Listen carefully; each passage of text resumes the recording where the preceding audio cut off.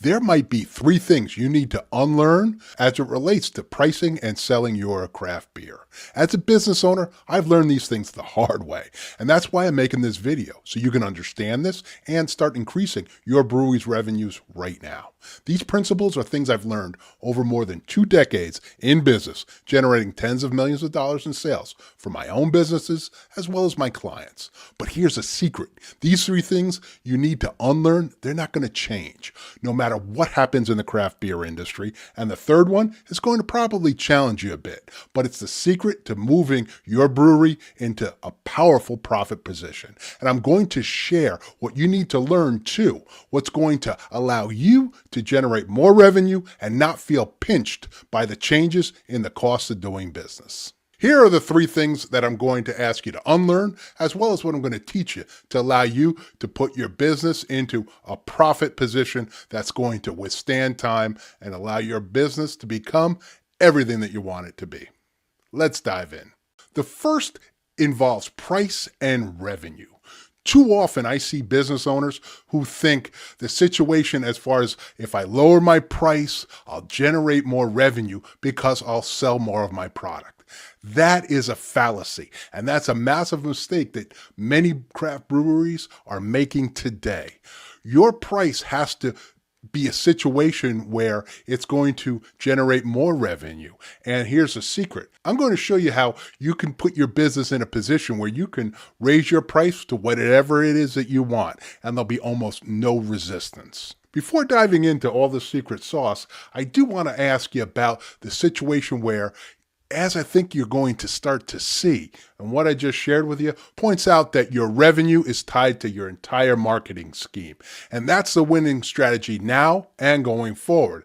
And it's really going to be the difference in seeing a craft brewery succeed or fail. What we're talking about is part of my impact section of a marketing guide that I put together. Impact covers everything from branding to how you can positively make an impact on your local community and potentially the world at large. I want to get you this marketing plan for craft breweries. I want to put it in your hands right now. So in the comments section, put beer, and I'll make sure you get a free copy of that. And let's make sure that you've got a marketing strategy that's going to guarantee your brewery sees massive success. The second element that I want you to unlearn is tied to value power. If you don't recognize that by providing value, it gives you, your business, power, you're missing out on what can help your brewery be successful. Do you provide a load of value and unique value? If not, you're missing the boat, and you've got to unlearn this notion of it's enough to just give people a great craft beer. You probably built, if you've been in business a while, you probably built your business based on this, but times they've changed. And this is not unique to the craft beer industry. This happens in every industry as it grows and matures. So value power, you've got to have that in your business. The third thing I want you to unlearn, the concept of your beer creates a situation for your customers. And it's not. It's the concept of experience reality. What people experience, and it's not just, of course your beer has an impact in this, but it's everything that surrounds where they're experiencing your craft beer. That creates their reality. And how I know this is I've seen breweries that really produce some pretty ordinary beer actually win awards from their customer base because the experience is far superior to anything that they can get at any other brewery. So these three things that I want you to unlearn is the situation that price and revenue, that there's a straight line and they're connected. That value is not the power of your business. And the third thing being is that what a customer experiences is going to create the reality of how they view your business and the products that they've consumed at your business. Now let's talk about what it is you need to learn. Unique value equals price elasticity.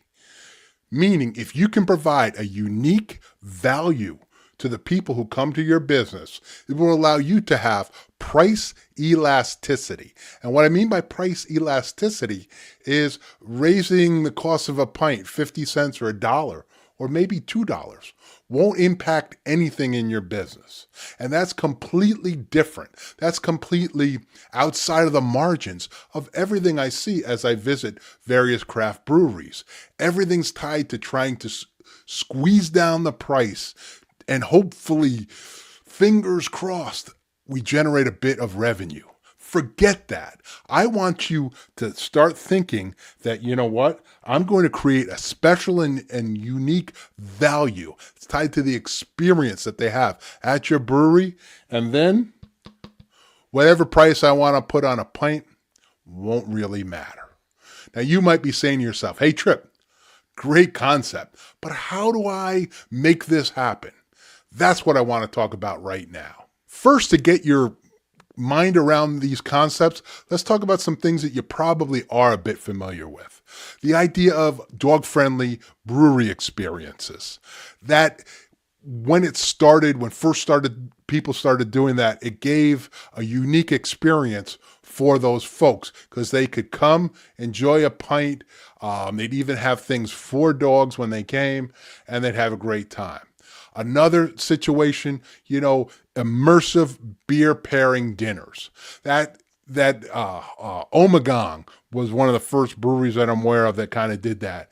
And it was fantastic because multi-course meals tied to their beer. Folks learned and experienced. It created a great environment. It gave that person who came a load of value. Another situation, member exclusive beer clubs. The brewery, they have exclusive beer clubs. They offer limited release for the people in these clubs. They have VIP events, behind the scenes situations. Now, because you probably heard these, it doesn't mean you can't integrate those into your business. If that makes sense, please go ahead and do that. But I want to also kind of help you and start to get the juices flowing and talk about some experiences you might not be aware of. And let's look outside of just the craft beer industry, because it's great to view different businesses and find out if they're offering their customers a ton of value, how I might incorporate similar things into my own business. For instance, there's a restaurant with multiple locations, including Paris, London, and New York City. It's called Dans le Noir, and they offer completely in-the-dark dining experiences. And the concept behind that is if you go there and eat, the darkness enhances all your other senses. Another situation, there are a lot of high-end tea shops that are using AR to tell stories about the origins of their teas while their customers drink it. So they put those AR sets on their head and they experience something far beyond just the taste of the tea.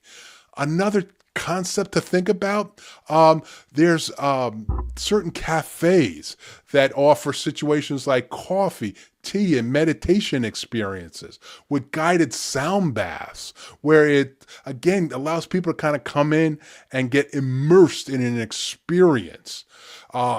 Taking it to the nth degree, Floatworks in London has floating sensory deprivation tanks where people go in for a deep relaxation with soundproof water pods.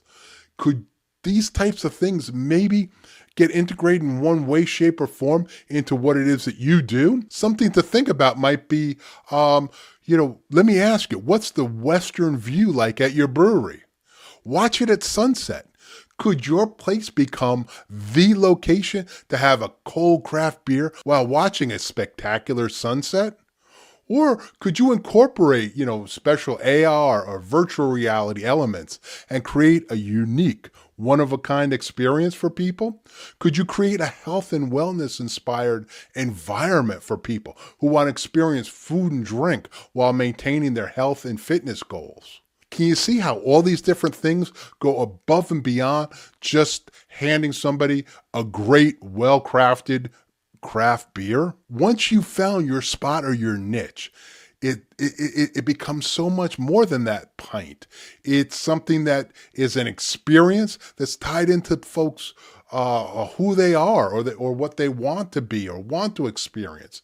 And at that point, remember we talked about price elasticity?